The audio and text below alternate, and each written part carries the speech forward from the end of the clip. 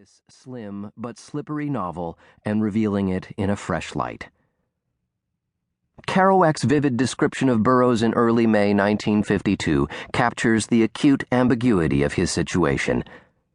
On the one hand, just a month earlier, Ace Books had formally agreed to accept Burroughs' first novel, then still titled Junk, and he was, at age 38, for the first time self-consciously anticipating a literary future. With undisguised delight, Burroughs' letters that April suddenly begin to speak of we authors and us writers, and he tells Allen Ginsberg, then acting as his literary agent, to save his letters for a book of them later on when I have a rep. Note when rather than if.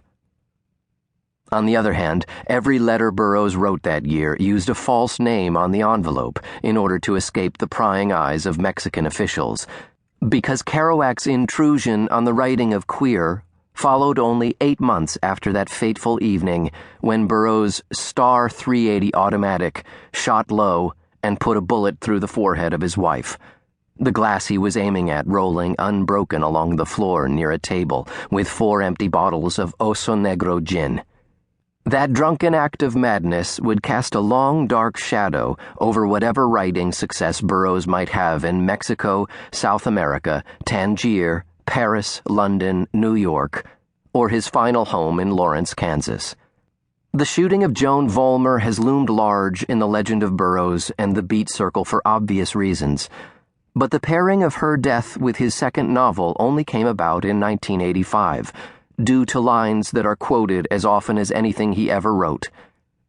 The book is motivated and formed by an event which is never mentioned, in fact is carefully avoided, the accidental shooting death of my wife, Joan, in September 1951. And I am forced to the appalling conclusion that I would never have become a writer but for Joan's death. Made all the more stunning by Burroughs' reluctance to speak frankly about it over the years, these lines from his 1985 introduction to Queer put the novel in the spotlight's glare.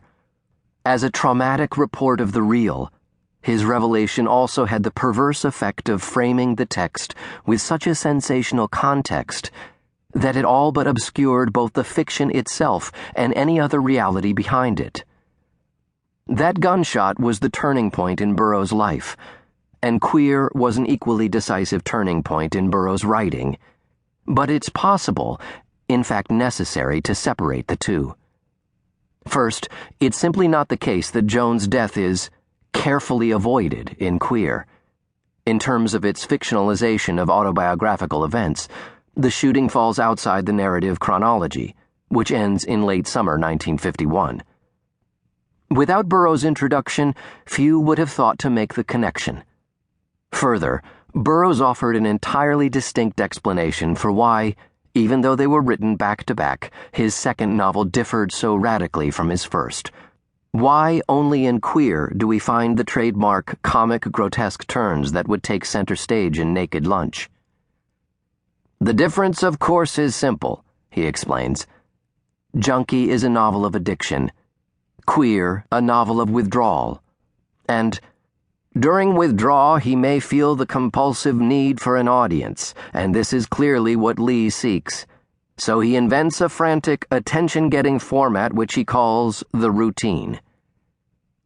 The simplicity of this explanation is complicated by Burroughs' curious refusal to distinguish between himself and his persona, or between the events of 1951 and their fictionalization in 1952. But this account at least has the advantage of being precise in relation to the subject of his two novels, and in line with how he saw them at the time of writing. The Special Chaos of a Dream. Having moved his family, his wife Joan, her daughter Julie, and their son Billy, from South Texas to Mexico City in the fall of 1949, Burroughs started writing Junk in early 1950, and by the end of the year had completed a first draft manuscript, on which he continued to work during the next 2 years. When, in late March 1952, he reported beginning its as-yet untitled sequel, Burroughs described to Kerouac the major difference, the shift